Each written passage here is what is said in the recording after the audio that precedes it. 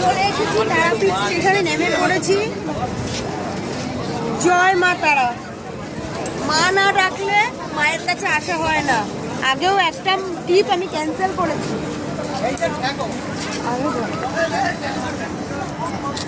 মা ডাকলে কি মায়ের ডাক উপেক্ষা করা যায়? যায় না। সেহেতু আমিও পারিনি, আমিও চলে আসলাম।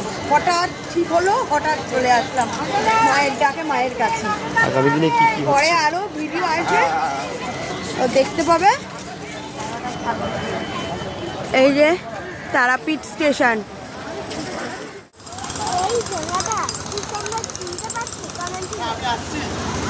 হ্যাঁ,